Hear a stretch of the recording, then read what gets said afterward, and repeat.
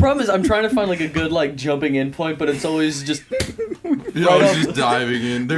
We've had one good one, which was me saying everyone who likes Batman is a loser, and then we're like, anyway, Deadpool Wolverine sucks, and you're like, well, I enjoyed it, and I'm like, eh.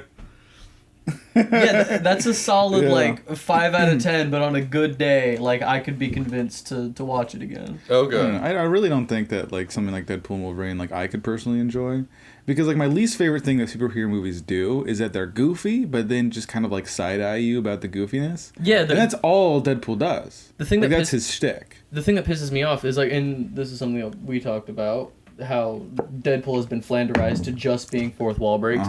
But there's a line in Deadpool and Wolverine where he's just like, oh, look, Hugh Jackman's in a suit. Like, he isn't embarrassed to be in a comic book movie, or he's not embarrassed to be in a superhero movie. Like, the whole thing is so tongue-in-cheek to where it feels like, oh, yeah, we're not going to take the comic book thing seriously. Yeah. Because it's still a little embarrassing. This is a kid's medium. Yeah. There's still that... It still feels... That's why Deadpool Wolverine is so strange to me, because I in that thing... I said it feels like an R-rated movie, but what a kid thinks an R-rated movie is. Yeah. Yeah. It's so funny. That movie's the highest grossing R-rated movie ever now, by the way. Really? Yeah. What rating is Schindler's List? I don't know. But, like, before you're worried, it used to be Passion of the Christ. Oh, wow. Then it was Deadpool. Yeah. 2016. Wow. Then it was Joker, and now it's Deadpool wow. Wolverine. Wow. Because Joker made over $1 billion. Really? Yeah, are you excited for Folly Ado? What the fuck is that? That's the second Joker Joker film. 2. Really? It's called Folly Ado. I'm not following this story. It's got Lady Gaga as Harley Quinn. Wow. It looks... I've seen the trailer for like 9 times. Is it still a musical? Yep. Okay, when's it coming According to Todd Phillips, the director, he's like, it's not a musical, it's a movie with music elements. And someone's like, isn't that what a musical is? And he's like, I'm going to just shut you, just get the fuck out of my office. Yeah, this should be shot. The reason I'm excited for it is because diehard fans of the original were pissed when it got announced. It's like, some pop star is Harley Quinn, you know, not a... Because she's not like the conventionally attractive, you know, it's like, I want eye candy, She's been like acting a lot. Yeah, she won an Academy Award for Star is Born. Yeah, I was going to say The Fault in Our Stars. she won an Oscar for cancer. She wasn't in a film, she just had cancer. One Oscar. Best cancered actress. What's your Make-A-Wish? I want an Oscar. It's funny to give a Make-A-Wish like a 50-year-old woman. How old is she? She's older. She's like closing in on her 40s. Yeah, she's almost 40, I think. Is she almost 40? She has to be in her 40s. No, she got famous young. She was like early 20s. She's been famous my whole life. You're not that old.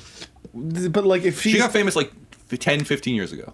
How old was she when she got famous? Like early 20s. Early 20s? Okay, I'm 22. She's been famous my whole life. She should be like in her early 40s. She's not been famous your whole life. Yeah, she's been famous. She's not been famous. I was born to Lady Gaga. No, they were playing it in the operation. No, you were not. This baby's gonna be cool. I think she's been famous your whole cognizant life. That's a while. I was cognizant pretty early. I remember 9/11. Were you born before 9/11? Yeah. No, I also remember 9/11. I remember I walked... You remember being in the plane. How are you here? Watch this. No, I remember... baby flying through the air. No, I remember we lived in New Jersey, and I didn't understand how big of a deal it was because I was too young. But I walk in, and my dad's watching it on the news, and I don't remember how he was or anything. I don't imagine remember what he was. Well, I don't. I just remember looking at the TV, and it's footage of the thing, and someone falling. Yeah. And it's like because some people jumped. Yeah. And they just were showing that, and I was like, anyway, and I just walked out of the room. We had just... Papa, can you turn on Spider-Man? It was either a house we were renting or the house we had just moved into, but my parents were working on something in the other room. I think it might have been the house we just moved into, like the house I grew up in, because they might have been painting in another room, and they just had me plop down in front of an old CRT. You know, it's like the TV will raise my child. And I was watching something, and my parents ran in and like changed the channel, like I was watching SpongeBob or something, and then they changed it to 9/11. Do you permanently associate SpongeBob with 9/11 now? Are you scarred? No, I don't actually, but I do. SpongeBob, you having like flashbacks of the jumpers.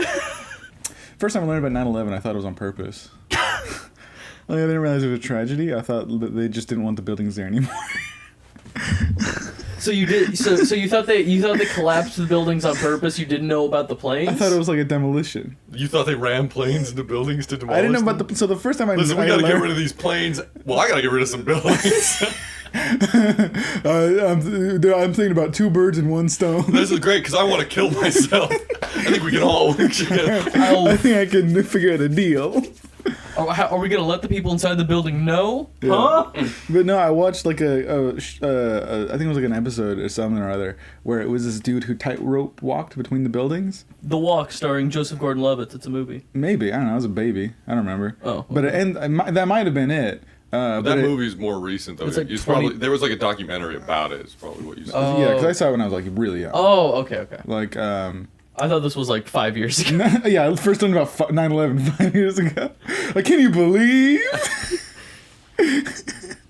But it's just like they were talking about this dude tightrope walking, and when they end it, they're like, it's like a shot of him walking on the tightrope with the buildings, and then the buildings just kind of like fade away, and they're like, yeah, they're not there anymore. Like the buildings were demolished or some What shit like happened that. to 'em? What happened And to I was like, buildings? I guess they didn't like them anymore. I guess they grew tired of their fucking twin towers. All right, that's so yesteryear. Oh. It took me a while before I was like, they did what to them? I grow tired of these. Welcome to KAFM. Yeah. Not you. There's an intro to the show. Oh, I forgot. I'm talking to you, okay? I thought you were talking to me. Well, welcome. Welcome to another episode of KAFM. I'm Duncan. That's John. and I forgot I wasn't just having a conversation with my friend. Oh, Oh sorry, my God. Justice. son of a. Sorry, Okay, I thought we this were just th- having a conversation. You're just staring at the microphone in front of me. Like, what is that? I mean, it's hard to forget. I mean, it's hard to remember what this is because it's just Duncan's smelly fucking sock over. Welcome to a special episode of KAFM. It's our first guest episode, and it's sort of a what are we doing? I don't have the word for it. So this whole episode is just gonna be one movie. We're gonna take time to dissect a movie that we can't shut the fuck up about. Apparently, We realized we had talked about the Borderlands movie like 9 times. Yeah. Like just in passing, but it would come up. It's a tragedy. And so we were like, Is this Box Office Bomb Squad? well, yeah, and it's also just a special. It's like a guest episode. Why are you calling me special? And it's a special episode because normally we do 2 movies. Yeah. We're doing 1 because this is I like a podcast payoff episode. It where takes it's up just a like- lot of space. it's Yeah. like we've had like our foot stuck between like rails on the track, and we've Yeah. been seeing the train coming for months. How many times have you actually watched Borderlands at this point? In this room, we've seen it 6 times combined. Okay, so I know for a fact I've seen it once. You've seen it twice? Twice, thrice. 3 times? 3 times. 3 times? 3 If times. I had to watch Borderlands 3 times, I think I'd become suicidal. Like, I- if you made me come to the theater to watch Borderlands again, I'd like on my way there, I'd probably just like swerve into oncoming traffic. Not only did I see it 3 times, I saw it 3 days in a row. Every day I went to see Borderlands. Sunday, Monday, Tuesday. It was not intentional. It was What do just you mean it wasn't like you blacked out and woke up? No, like another person fucking- texted you and was just like, like I want to Groundhog's see. Day, just like, oh, I gotta watch Borderlands Basically, again. every day, Yeah. someone who wanted to see it was so the first day, actually, day 0, you see it with your friend, Yes, and then you go see Deadpool Wolverine a second time. Wow. that was a double feature day because Wow. this friend wanted to see Deadpool Wolverine with me. He was camping the weekend that we all saw it, and so he's pissed that he missed it. So I was like, make it up to you, bud. We'll go see 2 movies that we're both excited for. I'd probably swear off of movies if that happened to me. I haven't seen one since I've seen these movies. I haven't seen a movie in the last 10 days. I needed a cleanse after Deadpool Wolverine. Yeah. I watched the first 2 Sam Raimi Spider-Man movies, and now I feel amazing. I did something similar. I rewatched Darkman. Hell yeah! I still haven't seen Darkman. Both of you have brought up Darkman. I've never seen I Darkman. have really it. You can good. borrow it. I have it on Blu-ray. I want to talk about Darkman more Dude. than fucking Borderlands. We should do. We should have seen Darkman. Cancel this episode. too, No, 'cause- we need to find a double feature episode with Darkman now. Because Darkman is Okay. Darkman is one of the few superhero movies that I can genuinely get into. Because what I was talking about earlier, like the shtick that I don't like about Deadpool and Wolverine, which is like a kind of like a Marvel thing at this point, is that the kind of like tongue in cheek be goofy. Darkman it's goofy, but it never acknowledges that it's goofy, which I love. That's what I love about the Sam Raimi Spider-Man. Exactly. Same director. Yes, love Sam Raimi. Sam Raimi did Darkman? Yeah. Bruce Campbell was actually supposed to be Darkman. Yeah. I think it's better with Neeson because Bruce Campbell is tongue-in-cheek. Neeson's like just acting his heart out, but it's good. Yeah. At first, I was like, I wish Bruce Campbell did that, but I think that's a good point. Liam Neeson's seriousness is really good in that. So day 0, Duncan, you see it. I see it. I see a double feature of I think it was Borderlands and then Deadpool Wolverine. Yeah. That's probably better. That it Ending was on Borderlands would be terrible. Ending on Borderlands, yeah. If I had to watch Deadpool and Wolverine and then watch Borderlands afterwards, I'd be driving straight to the gun store. And then we all see it together. Yeah, so you came to the showing like a veteran with a vision. You're like, oh, I know what I'm gonna do. I know exactly what's Yeah. gonna happen. Yeah. And we went with someone else who fell asleep immediately. And he brought his son, who was like 12 years old, and enjoyed the movie. Yeah, like as soon as we left the theater, we had to check in with the kid to be like, did you like that? Because I was interested. Yeah. Like, does this appeal? And it does. Yeah. Interestingly enough. Plus, I didn't want to didn't shit all over the movie while Yeah. if the kid liked it. It was mad funny that his dad woke up and was like, that was garbage. And then, so that's day 2 for you, day 1 for me, the only for you, Yeah, the smartest of the bunch. Oh man, I could have left after like 20 minutes. Day 2, a friend of mine wants to see it, and it's his day off. Yeah. And he just has a day off. He's like, let's go see it. And so I take him there. Yeah. We see it. It's terrible, but he loved it. Yeah. Day 3, my girlfriend's got a break in between filming stuff, and she's like, I really wanted to see it. I was filming while you guys saw it. Can we see it? Yeah. And I'm like, fuck! Damn it! No! No! It's bad! Will you just believe me it's bad? I'm not trying to gatekeep Borderlands! No. The I wanna see it. Borderlands was just a medium to hang out with my friends. I don't want to see this fuck ass movie again. So we go to see it, and she hates it immediately. Yeah. Wow. So I'm sitting there, and she's not even, she's like checking her phone and shit. And I'm like, If I have to sit in this, Yeah. watch the damn movie you Yeah. wanted to see. You didn't believe me. Eyes front, motherfucker. Yeah. I would have been like, all right, you stay here, and I leave. I gotta run to the bathroom. Yeah, I'm gonna take a whiz. I did at one point go to the bathroom, Yeah. and I think I may have been texting one of you or something like that, just like, whatever. Yeah. But I posted it on my story Yeah. when I saw it a second time and when I saw it a third time. The third time, I got wellness checks messages from multiple people, including people who had never messaged me on Instagram before. I got like, "Are you okay? Why the fuck are you seeing that?" And I was like, I need to learn to say no. Yeah. My discipline is unmatched. If the tickets weren't free, I'd say no. Oh, you went there for free. Well, yeah, it was two. I have the Regal Unlimited, so my entry's They'd- always free. They'd have to pay me to see that film. Yeah, What a nightmare. Why would you do that? You gotta learn how to say no. yeah. Yeah, can I have some money? No, that's the one thing. Like, if they were like, if every time I walked in that theater, they were like, another $12.75 for Borderlands, I'd be like, I'm gonna blow up this building. So, how much did you end up paying for Borderlands? All right. So, since Borderlands was the first movie that we saw on day 0, we also got snacks with it. Did I you buy think, snacks at the theater? Yeah. Rookie move. Yeah. No. I mean, when we saw. Borderlands caught you slipping. Yeah. What was it? Robbed you Was it blind. Deadpool or Borderlands that we saw together that I brought a sandwich? I don't remember. I want to say it was Deadpool. I brought a sandwich. And I remember because I didn't sit next to you that one. I'm glad I did. Imagine watching that movie. I was like, Then that might have been Borderlands. You've brought sandwich. burgers into movies before. I'm polite about it. I brought an entire Subway sandwich with crinkly wrapper and toasted bun. I was watching Ant-Man. I was like, this movie's not terrible.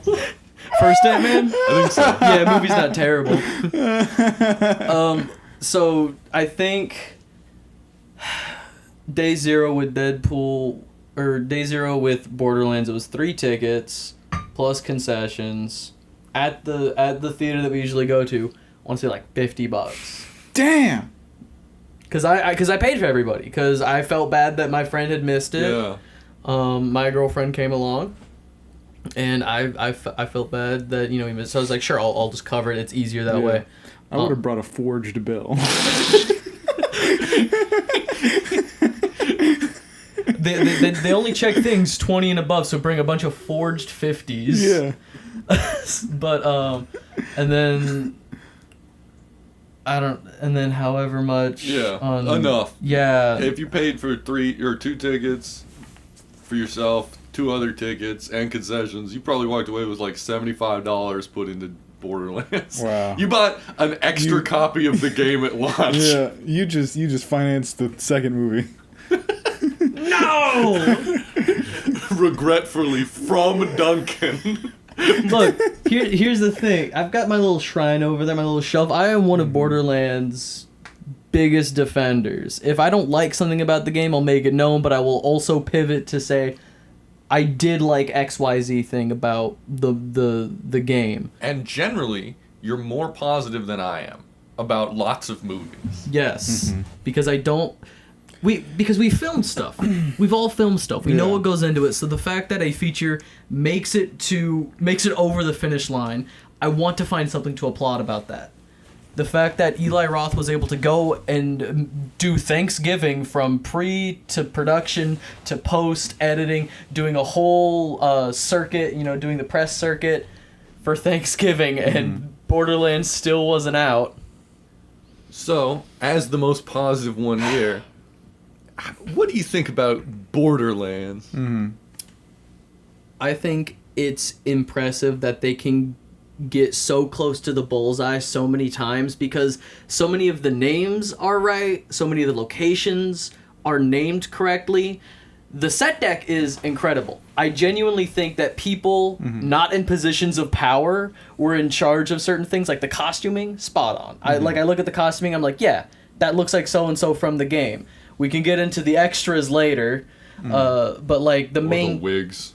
The main... Oh, man. Oh my god, Lilith's wig. But I mean, like, it just... screenshots from the movie, you can say it's like that is character, you know? And that's the thing about a lot of like Borderlands cosplay is people do like the painted on lines and stuff because it's meant for photo shoots. It looks better in stills. That being said, this movie is dog shit. It's a fucking cesspool. Everything else about the movie is so wrong. Every casting choice they missed by a mile. It was garbage. Something that kind of because I was like glazed over for most of it. I was just like, oh yeah, we're going to, oh boy, Caustic Cavern. I remember that location from Borderlands 2, and it's just TMNT Secret of the Ooze. It's just a green sewer. Yeah, it's just one sewer. And like, I hope the rapture's real and they take me out of this theater. But one thing that kind of like I kind of glazed over. So Tina's a minor, right? Like, she's like a teenager in this movie. I think so. They go through a location called Piss Wash Gully, which in the game, it's just a ramp. In the first game, it's just a ramp to get to, like, once you get a car, you jump over this ramp and it unlocks, like, a larger portion of this map. It's really nothing. It's just like a single sentence, but in the game, it's just a bunch of geysers and monsters that just piss. It's just literally a gully full of piss. Okay. And Tina, this character that is a child, like rolls down a window, and everybody's just like, "Don't roll down the window. It's Piss Wash Gully," and they all get sprayed with piss. And at first, like, okay, that's just gross, and then Krieg, the psycho character, screams, "Oh boy, golden showers," or something, and looks right at the child. He says saltine shower. No, he says golden shower. I've seen this movie 3 times. Yeah, I think he's an expert. You're I'm saying I see what you're aiming for here. I don't think that happens. Yeah. I think it's just a dumb piss joke. It's still not great. I don't think they're R. Kellying it up in the Borderlands movie. I think there's a lot of not great jokes in this film. I think there's a lot of swings and misses. Yeah. I also because this movie is the reverse Babe Ruth.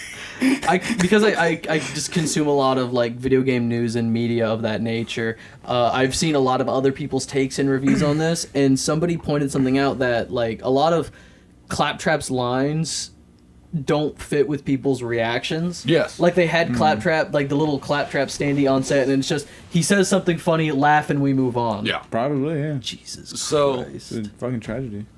Normally we go through the movie kind of just scene by scene to talk about it. So if you hit something, just buzz in whenever. Sure. Movie's bad. I'm trying to remember how this fucking movie opens. Oh, this movie opens with a narration not from Marcus. yeah. It should have been a narration from Marcus, who does the opening narrations to all the games, but it's an opening narration from Lilith about Pandora. What a Yeah. shithole it is. Which is sure, but we've all played Borderlands a decent amount, right? I played it a ton. Borderlands 2 came out my birthday. Okay. And I played Borderlands 2 a shitload. Yeah. I've got minimum 1,000 hours in Borderlands 2 PS4 version. Damn. Just one of the Borderlands game I have at least 1,000 hours in. So I've played these games a bunch. So was it? It's like seeing your child be murdered on the screen. Yeah. It's like a what is that movie? Yeah. It's Hardcore by Paul Schrader. Oh my God, that's my video game up there. it's legitimately. This is how I keep describing it to people. They were given a Lego set of Borderlands, like just all these building blocks, but they weren't given the instructions. So they had the Lilith minifigure, they had the Krieg minifigure, and they were like, these are characters. They had a little Lego sign with a decal on it that said Firestone. That must be a location. We'll build a place called Firestone. None of it looks right. None of it looks... So Yeah. it's like going to your hometown, and it's like all the buildings are like mismatched. Everything, like nothing is quite right. So the movie opens with a voiceover, says some shit, and then a space station that explodes, right? Yeah. To like get you in, and we hard cut to an empty, cheap looking set. Yeah, it looks like it could be like one of those like YouTube shorts. And this movie went through extensive reshoots. Is this a reshoot or is this original? Because like of the blandness of the set, it feels like it could be a reshoot. Because like everything else in the film is kind of like, for better or for worse, it is kind of like unique and like I think most of the sets were practical to some extent. And sort of filled to the brim. Yeah, and then you have this one beginning scene because like I think Is this the jailbreak? Just Yeah, yeah. okay. because I feel like a movie that goes through as many reshoots as this, you can guarantee that like the intro is probably being reshoot a lot. Reshot a lot because you can always like there's so many options to start a movie. Yeah, They're always thinking of different stuff. this prologue scene that introduces Tina, Yeah. Roland, and Krieg feels like it wasn't even in the original script because later on when it gets to them like on the planet, like reintroducing these characters on the planet, each of their shots when they're like first reintroduced on Pandora feels like an establishing shot of oh look at this cool character from the game. Yeah. Like, Tina coming out from hiding and it's like it's her. Krieg coming out of that it's like a low angle Taco truck. Yeah, it's like a low angle shot Yeah. up to him and it feels like a cool shot of like oh my god it's Krieg, or like when Roland Yeah. shows up oh my god. So like Roland shows up and it's a very classic like appearance of a character. Like Kars Yeah. pulls up, throws open the door, get in. get in. It Yeah, probably would have been better if they didn't have that space station scene at all because it doesn't add anything. I think it would have been better if they didn't have the space station scene and then anything after. Yeah, they should have just been like Borderlands. We got you. Thanks for the money, fool. Shucks! You're like running to refund as they're just like putting up a closed sign. No! No, it's a really awkward scene. It's not terrible. It's just weird. It doesn't add anything to No. the film. Like it doesn't because like the big question is like what the fuck does Roland care about this kid? I just think the delivery is strange because he opens Yeah. the door. He's like, I can't breathe in this helmet, so it's Yeah. like a joke, and you're like, okay. Yeah. And then he's Oh, like, that was a joke. we gotta go. And then Tina looks at him and like leans sideways. Yeah. And then Roland leans sideways with her. Yeah. Like she's peeking down the hall, but there's nothing down the hall. And then the music cuts out and she goes, okay, and then runs past him like a punchline. Like Yeah. music builds and then cuts out. But there's no joke there. She's just agreeing to go with him. Yeah. This is the opening 90 seconds of the movie, and I'm like, the fuck is happening? Somebody pointed out to me that like she makes like a joke about his height in that scene. Yeah. But they never ever show Roland's character like around other people like in a wide shot, so you never see him being short. But your knowledge that the actor who plays him is like famously short. Yeah. That's it. That's the joke. Is Yeah. that the actor is short, not the character. The most we get is like little group shots with the rest of the team. So of course, him sitting next to Krieg, who's played by like a real life bodybuilder, just this huge guy. It's Yeah. like, yeah, he's short because Yeah. he's next to that. Also, immediately, calling him short. Like I get Kevin Hart is famously short. Yeah. This is literally 1-to-1 the scene from Star Wars. Yeah, aren't you a little short for a stormtrooper? Yeah, exactly. But they never like, at least in that scene, they give him like a body shot. So No, you I see know. him being short. No, I get what you're saying. There's no body shot to even establish his height, but I'm just saying this is your first joke of your Yeah. movie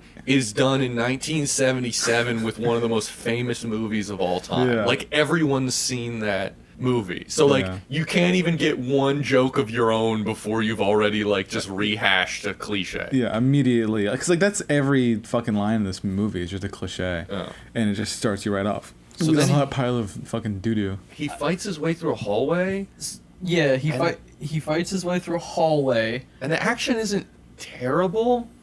It looks cheap.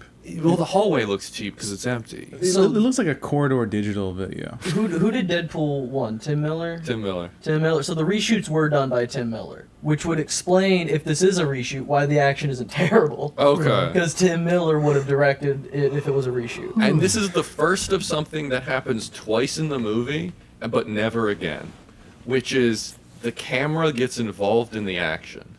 Someone bumps into it intentionally, though. But Okay. like as someone gets thrown, the camera gets knocked down, and it looks like the person hits the camera to then switch to the next shot. And it's not terrible. It's like meta and sort of dynamic. Yeah. But that makes sense for Borderlands, like some fourth wall breaks or whatever. But it only happens one other point in the movie, and so it's really fucking confusing to me that it happens at those 2 points. What's the other point? It happens later on in the Bloodshots when they're underground with the freaks, when they get alerted and they start fighting them. Yeah. Right before Tina snaps someone's neck, one of the Bloodshots shoulders past the camera into view, and again it bumps the camera, Yeah. and then you go to the next attacker. Weird. It's weird, but it only happens twice. Interesting. And so that makes me think that the same cinematographers on both, or the same directors on both. I can see that. Yeah. So that could have also been a reshoot. Like maybe they jumped from like them getting alerted straight to the scene when like the Bloodshot psychos were behind the gate. And it's like, we need more coverage of a cool fight, or we need action in this action movie. So maybe that was like pickups with Tim Miller. Maybe. I'd be interested. It's weird to me that it happens twice, and it happens in such an overt way that you'd expect more of that. Mm-hmm. But instead, the action's kind of just shitty most of the time. So they my issue with Roland's introduction here is he's wearing like the Crimson Lance helmet. Like it's very obviously like, oh, that's, you know, from the Atlas personal army, but he's not wearing any armor, so he looks like a fucking bobblehead. Yeah. Like it's like, okay, that looks accurate, that looks right, but it doesn't. Like It looks too big. yeah.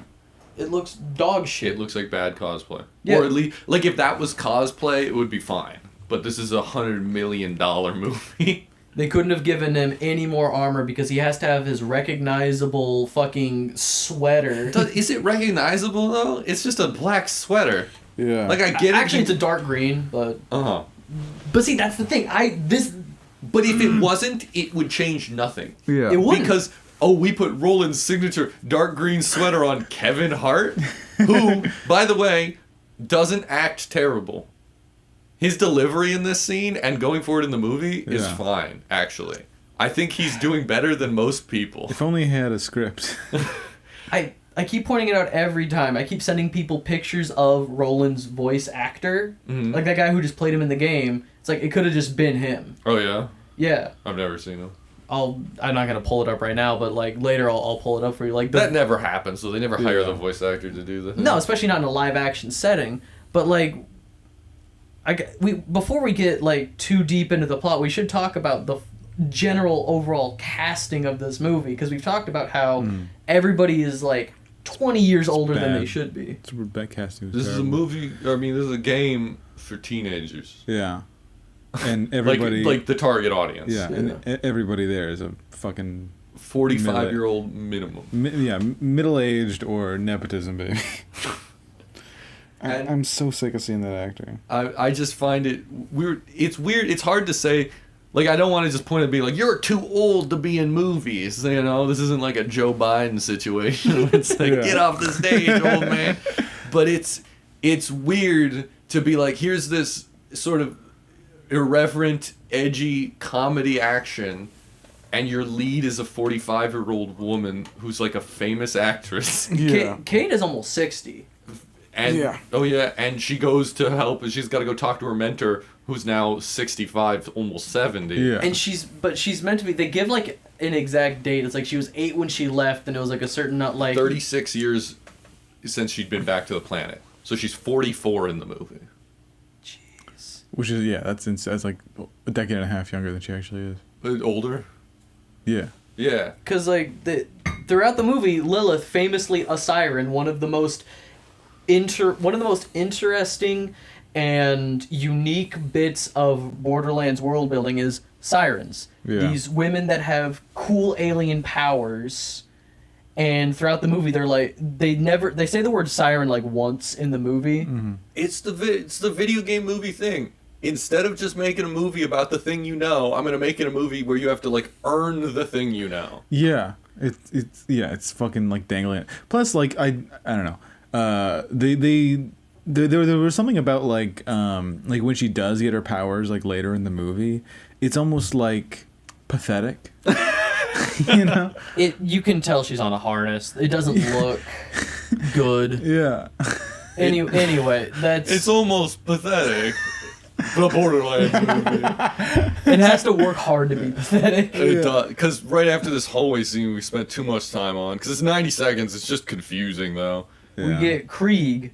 They run past other jail cells, and like I don't remember if Krieg breaks out. He just busts through. Yeah, it's There's like no reason either. He just breaks it. Yeah, he could. Yeah, just. And then the psycho says it's psycho time and starts psychoing all over everybody in the Psycho hall. time. Yeah, that's what he said. And then they're just like, all right, let's be friends. And we fade out and we fade back in, and the movie's now playing like top 40.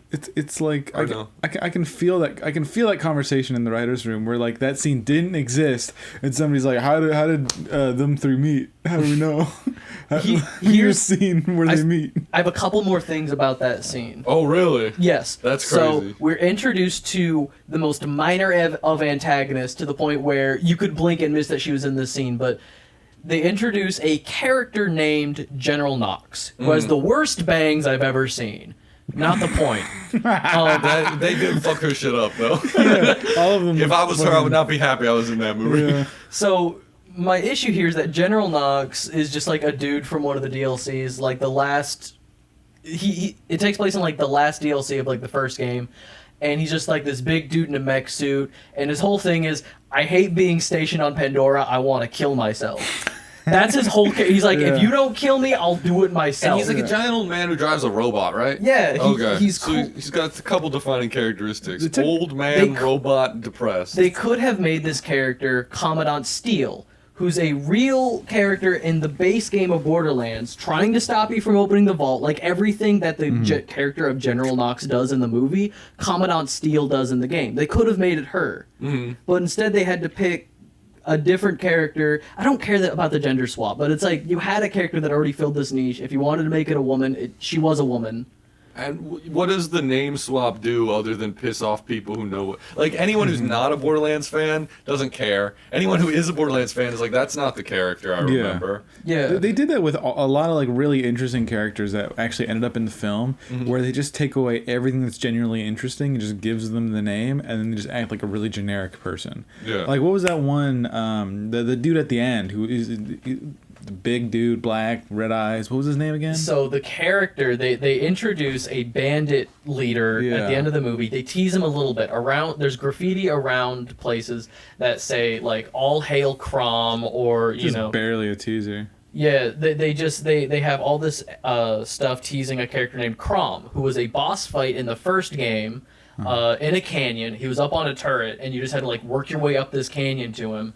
But in the movie, they give him the most like one-for-one perfect costume for Mouthpiece, the first boss really fight good. of Borderlands 3, who's like the mouthpiece for the Cult of the Vault with the twins. Yeah. And it's like a one-for-one, like, oh my god, that's Mouthpiece. And it's like, Crom, get him. And again, what does the name swap do? Me, I'm sitting in the audience, pissed the fuck off, like, that's not Crumb. Because Crumb didn't have a really interesting design. And then I'm pissed in the audience because they don't do anything. They've designed this whole character to just throw him in a hole.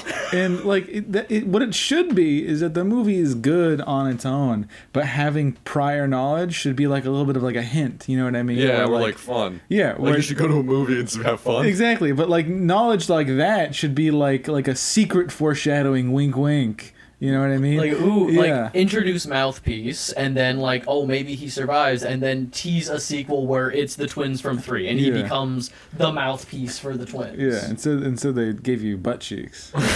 Instead, they stuck their ass in my face and just shat on me. Be happy. The other thing about that scene, in trying to create a dynamic between them, they do establish in the games, in Borderlands 2, that Roland was basically a father figure to Tina, and they did have that connection. Her DLC for 2, the D&D one that she got a spin-off game based on, that whole arc for her was about learning to let Roland go. Uh-huh. They make it a very clear point in the game that there is like a very fatherly familial tie there.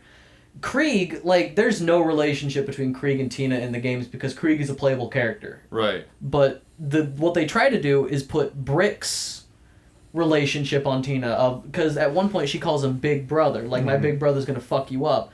That's Brick. You could have just had Brick.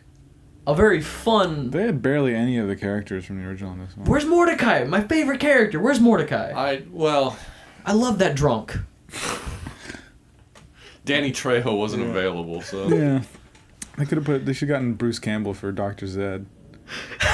That would actually be pretty good. Kind of fucking cooking with fucking gas right there. Hold up. How long you been sitting on that one, motherfucker? Zed's not in this movie, but holy shit. Should have been. That would have been awesome. I think he's awesome. retired from ASH. No, he's retired from ASH. That's what he is. Could you imagine? That would be really good. It'd be so good. Yeah. It would have been better than Moxie, but I'm getting ahead of myself. We haven't even gotten... We've had so many complaints about the movie, and we're in the opening 2 minutes. Because I have a lot to complain about with this movie. Yeah. Yeah. We fade out of that opening reshoot into the movie starting a second time in what is probably also a reshoot. Yeah. Are we talking about Promethea, the city planet? We're just digging through reshoots to find the heart of this film. In that we're introduced to Lilith as a bounty hunter or something. Yeah. She's because they tell you all the time she's a bounty hunter, not a vault hunter. It feels like a generic sci-fi job to give your protagonist. It's how Deadpool and Wolverine is like, oh, he's ashamed to be in a superhero movie. This is ashamed to be a fucking Borderlands movie because they keep saying, I'm not a vault hunter, I'm a bounty hunter, because vault hunting is lame. Which is funny because this movie has so much more to be ashamed of than its source material. You shouldn't be ashamed to call itself a movie. But what is it? She sits down and she has just the worst fucking delivery back and forth with everyone in that room. That's when I was like, I should leave. Yeah, I was like, oh, this movie's gonna be bad. She sits down. She has a mark. You know, she just caught somebody and she's going to get a drink. She's got this guy bound and gagged. Just hauls him into a bar. She's like, I'm getting too old for this. Literally, she has the I'm getting too old for this shit. And I'm like, then why are you my main character? But also. Are you shitting me? That line's from Lethal Weapon. Yeah. 1980. Like, Mel Gibson was still good back then. And Danny Glover had a much better delivery of it because... That movie's so old, the person who directed it is dead. Like, we're getting closer. Our jokes are getting closer and closer to this fucking decade. You know, we're still working in the 20th century for our jokes and references. Fucking hack. Bullshit movie, man. Do you have anything to say about this scene outside of Cate Blanchett having the worst delivery? Yeah. She doesn't care. We're introduced to the character of something or other Atlas. I can't remember his first name, but... Atlas? No, Atlas, that's his Atlas. last name. Atlas. Middle name starts with an A. Asshole. Atlas A. Atlas. Atlas, asshole, Atlas. So, we're introduced to our main antagonist of the movie, and that's Atlas, and we learned that Tina is his daughter. So, my biggest red flag here for this is, or my biggest issue with this movie is they take the plot relevance of some characters and stick them onto other characters. Yeah. In Borderlands 2, famously, the best antagonist the series has had because Damian Clark went off script. It's true. Isn't it? Is that the voice actor? Yeah, His Damian name Clark. is Damian Clark. Yeah. That's a comic book name. Yeah. Yeah, he's great. I love his best lines are improvised.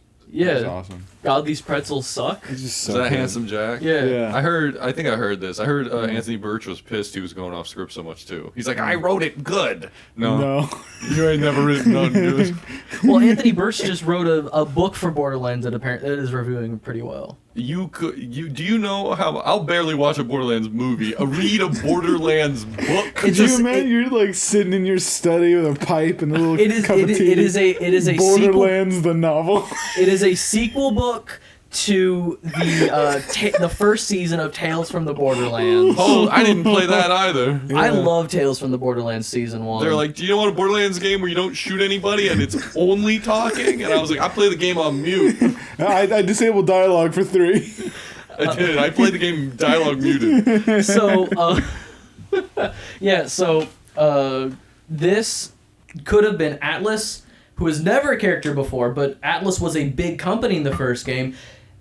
So it's a greedy CEO who wants the power of the vault with the space station. Could have been Jack looking for the vault with the Helio station. All that recognizable shit we could have had, and it could have been awesome. Would have been so easy. And his special daughter that may or may not be the key to opening the vault, Tiny Tina, that could have been Angel. Stupid as fuck. It's so funny that they just took, which is funny to me because it's either totally coincidence or they knew the story of the game and they just pulled it and put it on new names for seemingly no reason. I don't know which one's more confusing. I feel like Why did they invent the antagonist? Why did they let's make a generic fuckhead? And this guy, when he starts speaking, you could tell it was this is gonna sound racist, but when this accent, I don't know what it is. Yeah. Whenever someone has this accent, it's a direct to DVD movie. There's something about these. Hollywood doesn't cast these dudes. They're not bad actors, and the accent is fine. But Hollywood never casts these dudes unless it's a low budget movie. For a second, I thought it was the same antagonist from Madam Web. I'm not gonna lie. Which not a good sign. Yeah. But this accent, for whatever the fucking reason, only pops up in Slavic directed, something has fallen, or like Kickboxer 9. This accent pops up, and that guy walked on the screen and he's like, "You have to find my daughter," and I was like, oh no. Projected a theater. They made this movie gross for ticket $9. sales. Not looking so good. Oh man! So, Oh no. like you keep you brought up, and I'll keep bringing up. What comes from changing it? I don't know. Because we could have had, because the character of Tiny Tina is nothing, she tries. You can tell that Ariana Greenblatt, for all of her lack of talent. Who's that? That's Tiny Tina. Her name is Ariana Greenblatt. All right, calm down. Yeah, Jamie Lee Splurtis and Ariana Greensplat in this fucking movie. You're done with Kate Blanchett, you freak. So Ariana Greenblatt is trying her damnedest with just the worst material. Kate Splat shit. Sounds like you're pooping during sex. She's an expert at the Cleveland Steamer. Jesus Christ. A real poop cast. That's gonna be a gun in Borderlands 4. Okay. The Ariana Green splat. It's a poison gun. Oh, I'm blagging out. Jamie Lee You can buy it for $100 million and sell it for about $7. The Jamie Lee Splurtis does corrosive damage. Okay, so Ariana Greenblatt's lack of talent. yes. Yeah. The character of Tina just doesn't work in this film because there's a level of energy that needs to be there that just isn't. So if you had made the character Angel and maybe made her kind of a moody teen, because she had the black hair with the hat with the fade, the side fade, the asymmetrical. Yeah. She had that look. You could have made her really popular 12 years ago. Yeah, but should have made it Angel and just given her a wolf cut or something. Yeah, it legitimately it could have been a moody teenager, and it would have been fine. It would have filled a slot. It would have filled a character archetype that was actually being filled. Being the moody teenager seems to be 44-year-old Lilith's whole bag. Which is interesting too. Like, imagine meeting someone 44 years old that's still hung up about what happened when they were 8. Yeah. You're like, come on, pal. Okay. Your life has happened 4 times that since then. Half of her responses to anything are whatever. I know. Yeah. It's like, It's like, are you kidding? Like, that happened so long. Like, that period of your life is so minuscule. Yeah. If I'm 44 and I'm still I'm still caring about someone like that, oh, Like, fucking loser. Sad your mom died, sure, but nothing's changed. And then we see how her mom died, and it's very clearly like, oh, bandits are raiding the town, and she's like, quick, save my daughter. She said her mom abandoned her. What the fuck? She does. When she hands her off to that helicopter, Yeah. there's room in the helicopter. She turns around and runs back. She's like, I think I can take him. But it's like, imagine you're like a Vietnamese American and you were given to somebody in that helicopter while your town's being overrun by some shit. You get to America and you're like, my mother abandoned me. I'll never get over this several decades later. That's true. When you phrase it like that, horrifying reality. But like, you wouldn't No, I get what you're saying. You'd get over it. Eventually. So They don't have space therapy, apparently. No, well, Maybe I'm it's 'cause done she's- with the scene where Lilith introduces herself. So she gets to Pandora, and Yeah. And we get our first shot of... Opens up and she goes, I hate this place. Oh my god. And who I are was you like, talking to? That was a dog shit line in the trailer. I didn't realize you were doing that 1-for-1 in the movie. That one saved from the floor? Another cliche, by the way. Yeah. I hate this place. Like, yeah. There's just no...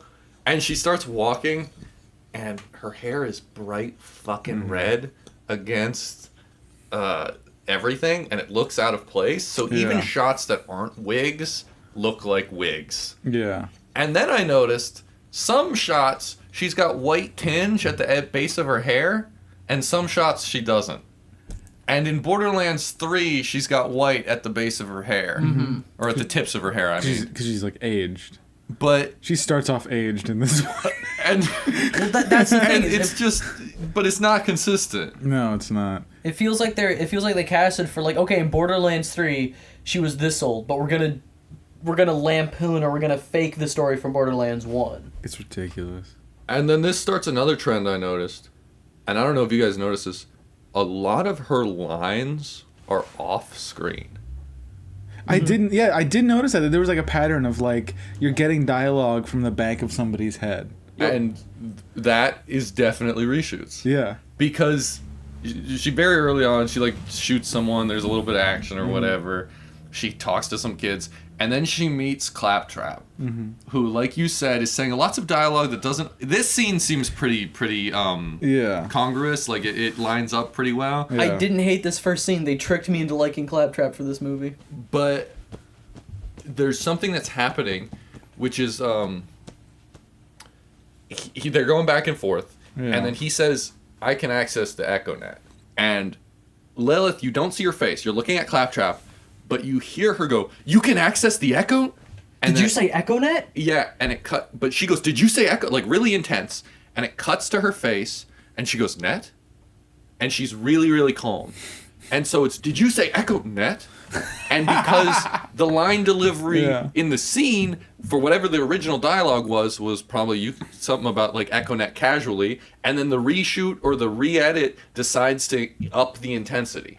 This is important. We need you to convey how important this is. So her whole line, I've seen this fucking 3 times, and I've been looking for it. Did you say Echo happens off screen? Net is the only time we cut to her face. And it's a different tone. And it's delivery. a more calm tone. Huh. And so many of her lines are like this. When you start looking for it, most of our main character is talking off screen.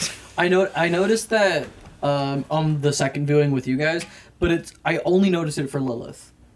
I mean, to be fair, Krieg, everything Krieg says is also fucking ADR'd. Yeah, but... And that doesn't... He's just doing... Which, I said it before, but it's so fucking wild to me to have a perfect 1-for-1 for Krieg. Like, he looks spot on. He does look exactly like... Like, if this was a fan film or something, it would be, like, it's crazy how close that is. Yeah, but then like, so he looks like 1-to-1 from the game, and he's doing like the bandit call-outs of "you woke the wrong dog." Like he's doing word this, to word, 1-for-1 words he says from the game. Yeah, standing next to Kevin Hart's Roland. Yeah, It's like anytime this movie gets something right, the fact that 95% of the movie is wrong, it makes any part that feels right also feel wrong. yeah. This movie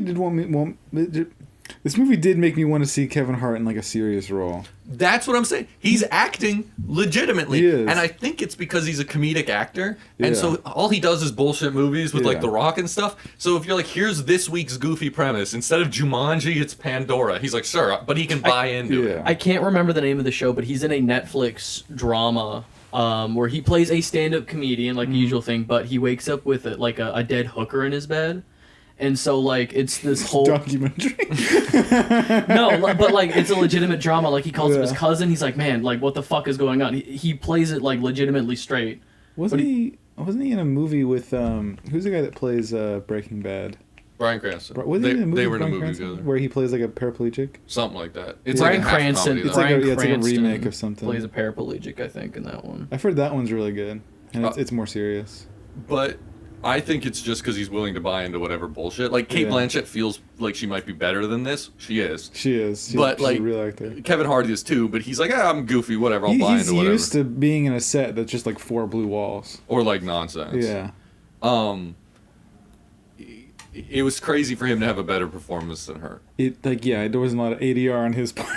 Well, I think because he filmed it, Yeah. and then he's a big enough name where he's like, I'm not coming back. Yeah.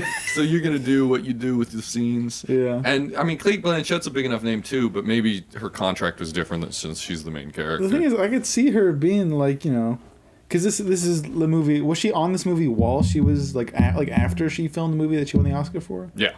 So maybe this could have been like a bit of like a fuck this shit. Not that she didn't care, but like I was just in tar. if they had to ADR that many lines, then maybe it was a little bit of like she's kind of doing what she wants to do. Like, I'm not putting the wig back on. I'll ADR for you. Or like the director's like, okay, can you deliver it like this? She's like, I think it should be delivered like this, and she's just doing that. Yes, Miss Blanchett. Yeah. You know what? I am not gonna blame Cate Blanchett for the set of Borderlands. No, I mean No. we're talking about a peanut and a pile of shit here. But So- I can see that being a symptom. So we're introduced to Claptrap, and this whole scene basically sets up that Lilith hates Claptrap because everybody hates Claptrap. But Claptrap has been programmed to follow Lilith and take care of Lilith. It's like, I'm your keeper, basically. And I will say, Jack Black is not my favorite voice for Claptrap, but he's better than the new guy, I think. Because I don't like the new guy. Jack- I forgot that they fired the voice of Claptrap. So here's what I heard about that. Yeah. He was a part of 2K doing something else, and so he did the first couple, like he did Borderlands 1 as Claptrap, just kind of for Yeah. fun, and then he came back for Borderlands 2 pre-sequel and stuff, and they were paying him now to play Claptrap, but then for 3, from what I understand, he joined the union, so he's like, you're gonna have to pay me union rates. Yeah. And Randy Pitchford said no. The decade-long voice of their flagship character. Yeah. They were. I was like 10% more, and he's like, I think you should kill yourself, Yeah. probably. So they recasted him for 3, Tiny Tina's Wonderlands, and then there was also a new DLC they dropped for 2 as a bridge between 2 and 3 that had the new voice, which is really jarring playing 2 and having like 2 different voices for Claptrap show up. But And Jack Black will do anything. So like he's like goofy, and so it works. he's doing yeah. better than some other celebrities. Like it felt like he was actually trying to do a voice at some point, but not like through the whole thing. Yeah. Same like when he voiced Bowser. Like, he was doing something with his voice. Yeah. I never saw the fucking Mario movie. Did you? I did. I watched it alone in that room. I locked myself Yeah. away and just watched that. I had fun. Kid, are you gonna come to Christmas this year? Shut up! You're just like eyes down, just like cleaning a gun. Like, don't come in this fucking room. I'm doing the Vincent D'Onofrio stare. Just assembling and disassembling an M4 without looking at it. It's like that scene from Smell of a Woman where you're just like hastily like timing yourself, like taking apart and putting back together in 1911. Smell of a Woman. Have you ever seen that film? That's a terrible name for a movie. It's a really good movie. Do you mean Scent of a Woman?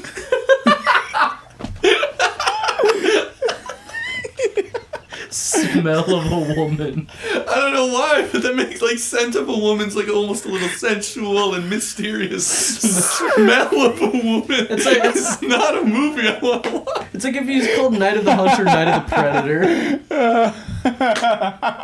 Night of the Predator, and it's just a dude hanging out outside, and this woman's watching this guy inside. Smell. I don't know what Smell of a Woman's about, so It's not a movie. It doesn't make Scent of a Woman. I know Scent of a Woman, but I don't know. What's that main character's name? I don't care. Godfather. He's in The Godfather. Al Pacino? Al Pacino. Al Pacino's It's about a blind guy. Yeah, it's an old blind like army guy who's like being taken care of by like a Ivy League kid. It's a really good movie. Okay. It is good. Yeah. Smell of a Woman is just handheld with camcorder footage through someone's window. It's not film. Smell. Philip Senior Hoffman's in it. Philip Senior Hoffman? Seymour. Senior Hoffman. Justice wants to... Senior. There's Philip Senior Hoffman and Philip Junior Hoffman. Philip Junior Hoffman. It's just a kid with like adult Philip Seymour Hoffman's face. That was me. And he just runs up to you. Don't you want to fuck every woman you see just once? Then he nods off on heroin. No, Philip Jr., you can't take that much. You haven't never built... wake up. Don't go to sleep. You have to haven't pick up built your the daughter from resistance. soccer practice. I looked like Philip Seymour Hoffman when I was a baby. You kind of did. You were Philip Jr. Hoffman. I fell asleep and never woke up. We gotta get this kid heroin. Oh, you all are going to love it. So we are introduced to Claptrap. Well, still? We're moving past that Yeah, scene. well, the next morning. The next 9 scenes don't matter. Yeah. Well, the next scene, she shoots a guy Just- who's banging on a cage full of kids. That's true, and there's no blood. Yeah, and you leaned over to me in the theater. You're like, "What's this film rated?" yeah, we're immediately just like, okay, this is a baby movie. This is a PG-13 movie. And it is, which is funny for an M game with a PG-13 movie. If this was a good movie, that dude would have been splattered. I know. All over those He would have children. been blown to else. smithereens. And then they go and they meet Krieg and Tina, and the green screen is bad. It's really bad. When she's throwing the bombs, Yeah. Oh my god. and it looks like you're talking about putting in no effort. She's just like, Yeah, she does like this kind It's of like she was Yeah. afraid to hit the studio wall. But the grenades move like you had like 2 points. yeah. Like you're spleening shit Yeah. or splining shit. You just had 2 points and it just moved from here to here. Yeah. I hate every one of Ariana's line deliveries. They fucking suck. Well, Tiny Tina as a character is garbage anyway. It's so annoying. It's a garbage character played by a garbage actress. Yeah. Cause she comes off as like she comes off like she's pretending. You know, Pretending what? everything that she's saying. Yeah, You know, 'cause, like, like- you ever be around a kid and like they're not being genuine, they're like trying to act a certain way. Oh, yeah. You know, like a kid who's like trying to act like a fucking anime character or something. Oh, my God. That's the delivery. The dialogue of the characters makes it sound like, oh, Tina's been on Pandora for too long. It's been like a week. Yeah. It's really funny to go insane immediately anyway. Well, that's how they. It's like because Lilith has a line of like, I know this planet can get to you, Yeah. but you gotta, and she's like, no, my brain's awesome, dog. It would have been so funny if at the beginning, instead of breaking out as a psycho, he breaks out of the cell and he's like, all right, guys, let's go on this adventure. I gotta do my taxes. Got the fucking mask on. 1 week, 7 I'm gonna days take later. you on a ride on the poop bicycle. Conductor of the poop train. So there actually is a lot of Take that fucking elephant. there's a lot of teasing. There's a lot of teasing into, as well as the Krieg DLC for Borderlands 3, that Krieg in the games is Tina's father. Yeah. Okay. It's season Borderlands 2 as well. It's season 2, and then in 3 they kind of touch on that in the cluster or the Fuster Cluck DLC. Don't look at me like that. That's what it's called. What is it? I've never heard of So, Krieg's Fustercluck was a DLC where you delve into Krieg's mind, and it's about like, yeah. No, it's not. It honestly, it's like the second best of the DLCs in my opinion, which isn't great. it. Is this for 3? Yeah. I heard all the DLCs were poop. There's one where Hammerlock gets married, and it's very like Lovecraftian horror. I like that one. Okay. And then there's one that brings back Jack's clone or Jack's doppelganger from pre-sequel, which was my favorite character. It kind of follows the pattern of Borderlands DLCs being pretty bad. Borderlands 2 has fucking awesome DLC. Borderlands You 2 shut DLCs up. are Which good. one? As soon as I remember them, I'll defend Cool. them. Because last time Hammerlock's Big Game Hunt. That one Fucking- sucked. No, that one's fucking awesome. No, that was the universally bad one that's 4 hours long. The D&D one, the D&D. I never played that one. that one's apparently really good. I've played it a little bit. It just kind of annoys me because it's like very Tiny Tina heavy, and I'm like, shut up! Because like when I played Borderlands 2, I I would play it like every day after I got home from work until I went to sleep. As soon as I beat like 100% of the main game, I went to the DLCs and I got maybe 2 or 3 days out of that before I was like, I'm done. Did you ever imagine yourself as a 45-year-old woman when you were playing those DLCs? No, because of all the jumping and running that I was doing. You were getting checked for osteoporosis. Yeah. I couldn't hear my joints cracking beneath me. Yeah, because the thing is that I feel like it really it makes the Pandora seem less dangerous when everybody there is old. I think everybody it should be like one of those things where like everybody's young, but like the old person, it's like that saying like fear the old man who has a job where people die young. You know? so. Borderlands 1 isn't that funny. But everyone's old. Yeah. Well, so Borderlands 1 isn't that funny. Yeah. It really it gets some dark humor in the DLCs, like the old general guy that just wants to die. Yeah. Like that's played up for laughs. It was like Saints Row 2, where like there was some goofiness, but it was fairly serious. Yeah. And then Borderlands 2 was like Saints Row 3, where it's like, all right, we're funny now. But you're talking about like Fear the Old Man. You're in like in the first town in Borderlands 1, you're introduced to TK Baha, old blind guy that lives outside of town. Like he doesn't live in the protective walls. He's just this old blind guy missing a leg who like you get a sense of how dangerous the planet is right away, and it feels like you're discovering failed colonies, and it's building up this really cool atmosphere. And then you find him beaten and strung up dead like 4 hours later. Yeah, and Scooter, who doesn't even really get an intro. Like In the first game, he's just like, hey, can you check on my buddy TK Baha? And yeah. This movie should have had intros. That was like it's like a classic Borderlands thing that he never did once. And like you were talking about, there's moments for all of them. Yeah. Like when Krieg opens the thing, Krieg. Yeah. And it's not like it would have been out of place or like, oh, this is too fucking weird for the movie. It would have added a little sauce to this fucking dirt pile. Yeah. Little bolognese. So Lilith kills a dude, takes his car, and drives to Tina. We're reintroduced to everybody like we talked about. Everybody gets their own intro. Which immediately I don't like that character. You know, like she's committing crimes. Fucked up. So That's illegal, dude. Yeah, I don't want to root for a criminal. So Lilith, who is sent by Atlas to get Tina, fights everybody, and you know, it's like, oh no, your dad sent me, and she's like, I hate my dad. Nox shows up, the Crimson Lance show up. Another fantastically awful line. You in what army? The one right behind me. Christ. And then they run away and they start driving away in this car because Roland's got a car. It's just like a van. It's just like a black. Everybody's got cool like actual Borderlands technical sort of. Yeah, they got adjacent bandit things. techs, and she's got she drives a Stingray from Borderlands the pre-sequel. Roland like, just got a Durango. yeah. Hop in my Yukon XL 8-seater on Enterprise Rent-A-Car. You can deliver this to any of you. Go across state lines. But this is... They start driving away, and I've noticed two things. First of all, Claptrap gets left behind. Oh, pick me up. And then just gets immediately grabbed. It's just like a joke. He gets grabbed by Krieg, who grabs nothing. By the way, when he grabs, I thought he grabbed him by like the eye. No, he reaches for the top of the head like you would grab like a handle. Yeah. But when you see him lift him in and then he moves his hand, he was holding on to nothing. Because Okay. the actor just grabbed and then they just CGI'd it in. Yeah, but there's nothing to grab there on the character. It was probably just like a box, like a green box with a green handle. Yeah, so we probably just grab the handle, or they said just mime grabbing. Yeah. And there's no like pop out of Claptrap's head or anything. Grabbing him by the eye would have been funny. It would have been something. Yeah, it would have been something at all. Which, for the love of God, that's this movie. It would have been something at all. And then during the driving sequence, it's Mad Max Fury Road. Yeah.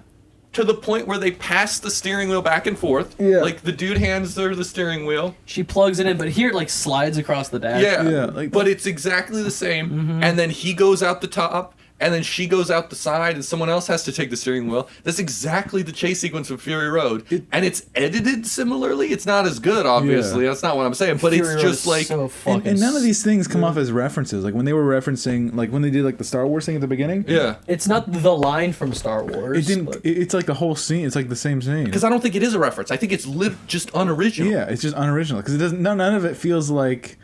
Yeah, none of it feels like a reference. And so, like... So then they do hit Pisswa Scully, which you talked about, which is haha pee. Yeah.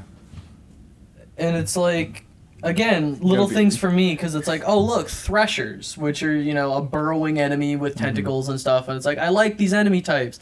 That doesn't look like it, but okay. It looked close enough. Yeah. It felt like the generic sci-fi monster that they just kind of like throw into these CGI movies when they need one. And they beat it immediately. Yeah. Like, that's another thing in this movie. It's 90 minutes, and it is racing to get through every scene. Yeah. Like, we're spending more Thank time talking about the scenes than they are doing. We got the Raiders behind, or we got the Crimson Lands behind us, and this big Thresher in front of us. What are we gonna do? We're gonna jet boost through the... With no build-up. There's no, like in a movie... I've got a plan. You made that up. It worked, didn't it? This monster would be in front, encroaching, roaring. Yeah. Raiders are picking up behind him, and then the car would stall. And so you'd be trying to start it, and you would need to kickstart something in the back, so there'd be wires. This is another, like, Star Wars thing. Like, we got to jumpstart the engine, so, like, it's not working. Yeah. Like, regular tension in a movie dictates the... And I'm not asking for anything crazy. I'm just asking for... stakes or tension. They could have done another Star Wars things where it's like, oh, we need power, and then they just like rip open Claptrap and stick it in there. They do that later in the movie. And they need to jumpstart something on Claptrap, and he like raises his chassis, and he's like, nobody look. Like that could have been like a reoccurring thing where they keep telling Claptrap to undress. That's basically what they do. Strict robot. Keep on assaulting Claptrap. Claptrap, bend over. We need to stick this plug in you. We need to power up. So then we blow through that piss joke out of the way. I don't remember what happens after this. Oh, they fix a tire in the desert and they go, oh, let's all work together. And they just go, okay. And then they go to Jamie Lee Splurtus. They don't go to Sanctuary. They go to Sanctuary City. Oh my god. Which is confusing. Yeah. We see Marcus, another dude who looks one-to-one kind of to the game. I feel like that whole wheel scene was just to have it in like that famous area. Just like out in the desert. The desert? No, that like the little gorge that they're in. It's like a famous filming spot. Okay. It's in like a bunch of other movies. I forget what it's called. Okay. Yeah. But it's like if you know, thought they were really in a desert? What? You think they were really in a desert? Yeah, I think they specifically shot that scene just to be like, we're here. This is the famous. Like, I think that was supposed to be a reference. Well, they went to Utah. They went to... Okay. No, it's exactly 80 minutes out from L.A. They just got to drive out into the desert. No, it's like right outside of L.A. Okay. Yeah. If it's right outside of L.A., maybe. Yeah, I could see that. Like a bunch of people, like a bunch of movies have filmed in that exact spot. To make it look like... It helps some production value. Like, oh, we're using real sets. Yeah, as well as I think it's just like a reference. Yeah. And that scene is so pointless that I think they just shot that scene to have it there. That scene is when I realized Kevin Hart was giving a better performance than Lilith, or than Kate, because she's like, they're right behind us. We're never going to win. And Kevin Hart's like, listen, motherfucker, we got to do a thing. And I'm like, oh, okay. He's acting. Yeah. But we actually fucking jumped over Marcus's introduction because he drives the bus. Who cares? I do. Okay, Marcus is there. He drives a bus. He drives the bus. Is it the actual voice actor? No. But it sounded close. Yeah, he is perfectly fucking casted. Another thing, though, where it's like out of place, where you're like, hey, that's good. Yeah. Why is none of the rest of this? He drives the bus, and he has a little voiceover like, Vault Hunter, you want to hunt the vault. If the movie just faded in on that bus like it does in the first Borderlands, it would have been better, and we would have saved 20 minutes. We should have gotten those stylish, like, yeah. hand-painted map intros. It's like, Then the you movie could- would have you- been you- 60 minutes Like, long. you could have cut that whole thing. You could cut the fucking bar scene. You could cut the whole space. You could just have it start on the bus. Lilith is looking for a mark. And you introduce, like, like all the information that we got from the space scene. We didn't get anything that we wouldn't have just inferred by the scene where she comes we across. can't trust the audience. This is a PG-13 movie. This feels like... They are goopy idiots. Think about that.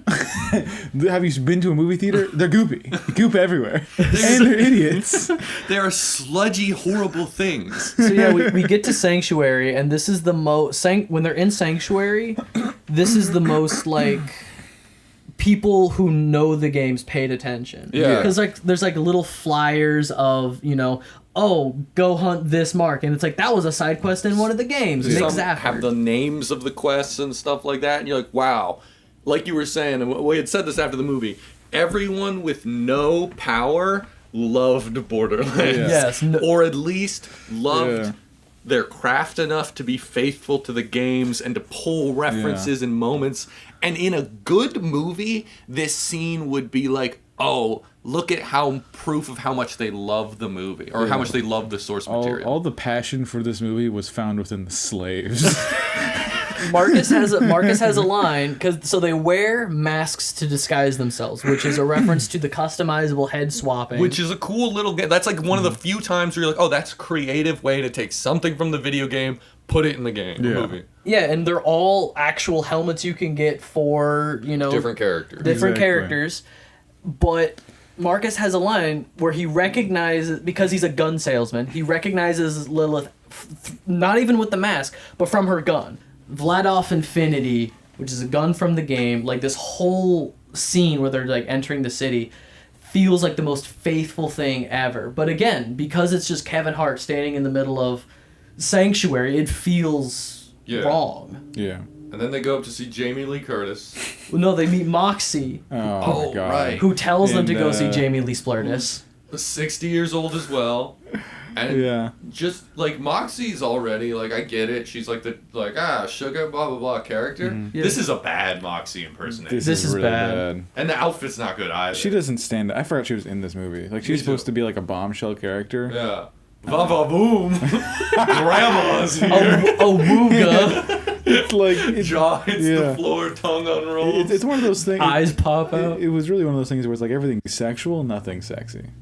It's Yeah. very unappealing. All of it. You're like, put them away. Yeah. Put them away, Gran. Pull out your fucking Werther's originals. She sticks a word I there's don't want- in her cleavage. Also, they, I'm not you, Matt. on the table, they've just got a bowl of Doritos. Oh yeah, like they had the Axe spray on the counter. Yeah, you took a picture of that. Yeah, I have a picture of it. At one Yeah. point, Bobby Lee shows up. Yeah. It's I don't know why. Maybe he likes Borderlands. Maybe it's just he's been in other movies. I'm able to point at him and say he doesn't know Korean history. did he get fat recently? I don't know. He looks fatter than he used to be. He looks fat in this movie, but this movie wasn't filmed recently. That's true. Let me Be Google. careful there with that little foot over there. Fuck. I'll move. Yeah.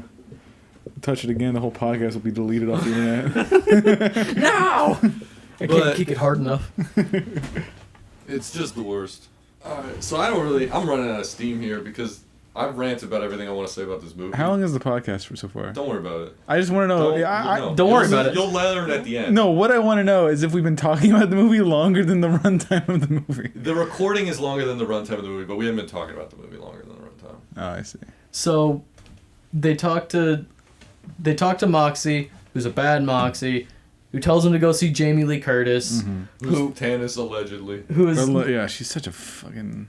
the thing is, it feels like Jamie Lee Curtis understood on paper the assignment, but like she never actually like saw how the character was meant to be acted out. Like Yeah, we should have locked her in a trailer and made her play all the games. She's doing an autistic thing, right? She just yeah, seems because- autistic. So the character of Tannis is autistic. She's Like officially, like on her wiki, I can go on it and it says that she's autistic. look it up. But there is like That's actually the twist in Borderlands. All of them are autistic, including you. It's an autism planet. so It's like in the air. that character So has we don't go insane after a week. so that character has like a shit ton of trauma. Like you can find her journals in the first game of like, I had to eat one of my coworkers today, and then in the second game she gets tortured near to death by Handsome Jack and just has a different kind of mental break. It made her autistic. And instead they play her. She speaks like a bird. Yeah. That's a great way of putting it. Like a cartoon bird. Yeah. It's bizarre. Like, I had been recently watching House of the Dragon, and one of the characters in that film is meant to be, like, autistic. Like, that's genuinely, like, the character is meant to be, like, you know, like a low-functioning autist. And it just reminded me so much of her while watching this film. That's a great encapsulation of why I don't watch Game of Thrones. Why? Everyone's like, oh, it's about, like, knights and dragons, and then you're talking about how there's a low-functioning autistic child. Like, no, it's a lie. You won't trick me. What are you talking about? You know what I'm talking I about. don't know what you're talking about. Oh, the drama. Oh, the blah, blah, blah. What? You just watch an incest simulator with a little autistic kid in the back. What the fuck are you should be talking ashamed about? of yourself. You can't. Okay, you've never watched it. You can't talk about it. I know. Yeah, so shut the fuck. I've never- Talk about Borderlands.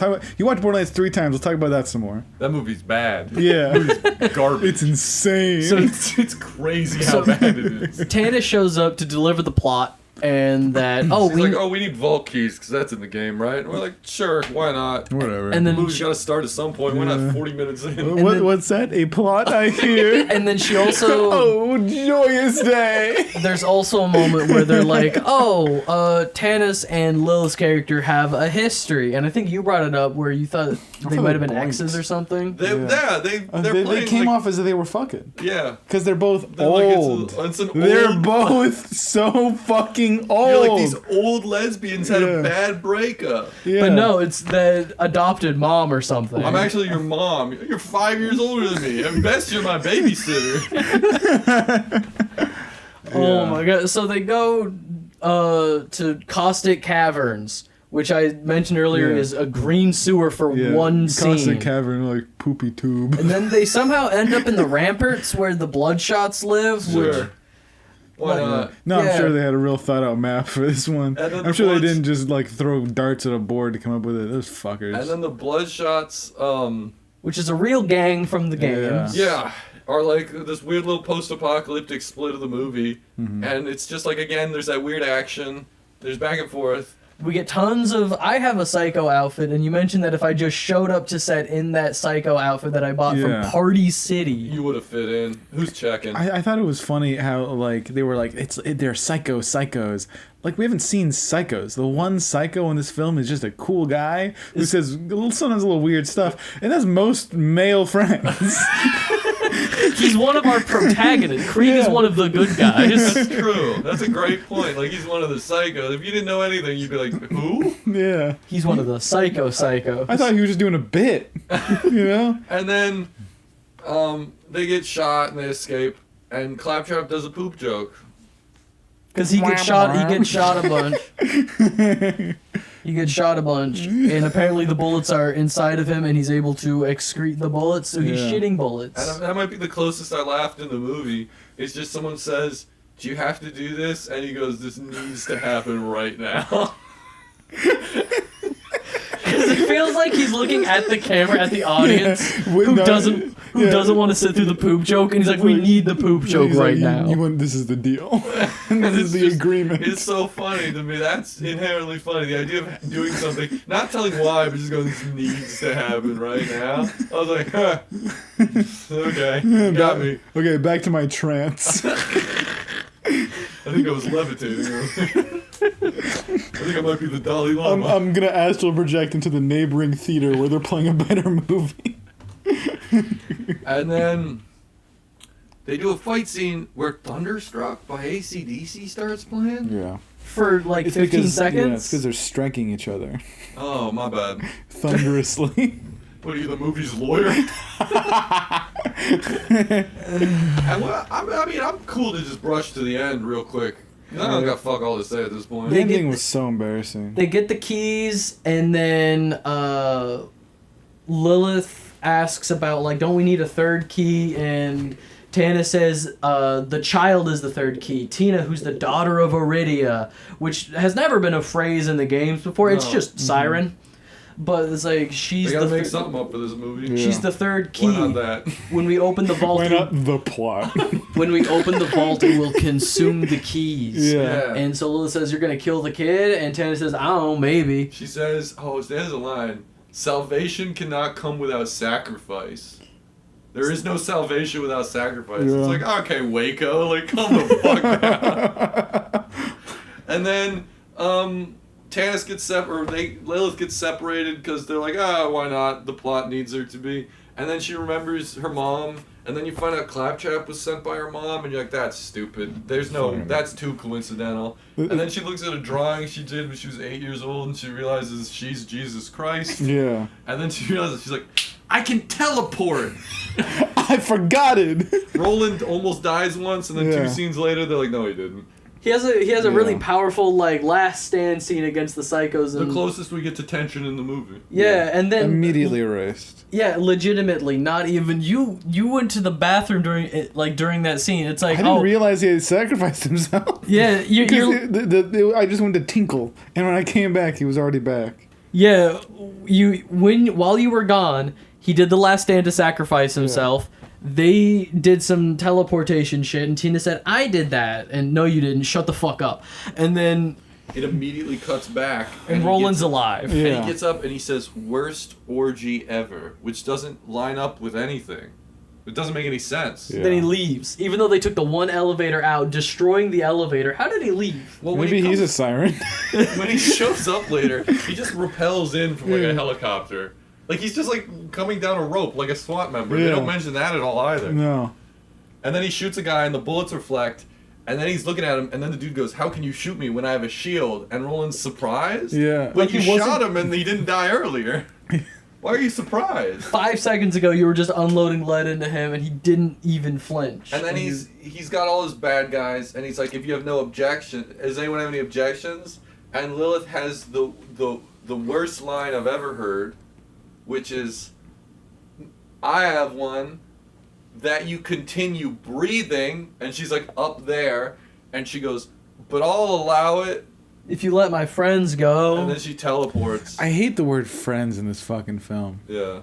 You hear friends in these like fucking schlocky movies, and you're like, all right. I don't think the word. I'm trying to think of any time. Oh no, I think the word friend has come up in a Borderlands game, but like. That's good. I think the word has come up. Well, we'll use it in our $100 million movie. Yeah, because like you don't think of friendship when you think of Borderlands. No. You think of cool monsters and guns. The border was the friends we found along the way. She bordered my lands till I leave the cinema. So anyway, Lilith gets siren powers. She gets lifted up by what clearly is a matted out harness. Yeah. She turns and one of her faces is CGI. It I've is, watched it yeah. now. I've looked closely. It's fucking CGI. It looks deep faked. Yeah. So that's probably a stunt double when she's like, I'm not putting the wig back on. You put me up in that harness once. Did you hear her talk about Borderlands, like filming on it? No. Her press conferences are so like. You ever hear somebody talking and you're like, you're bullshitting? Yeah. That's the whole interview. She's like, it's so great. I love all the personalities and the passion in this project. Just like nothing real. You know? She did not give a fuck about this film. And then they get in a fight, and it's really bad action. It's not intense at all. They have Crom Piece there fighting Krieg because it's like two big guys clinking their plastic toys. Yeah, and then one gets a force field. And then they go in the vault, or the bad guys first. Every character the bad guy has a laser that's stronger than God. Yeah. he's got a ship floating in low orbit that just shoots lasers. And it's winning. Yeah. He gets the powers of the future, and he's like, "Boof," and it works. And then it doesn't work eventually. Everybody has a near-death moment of like, she fell into the pit. It feels like everybody got a turn. They did. It would cut. It would be like your turn.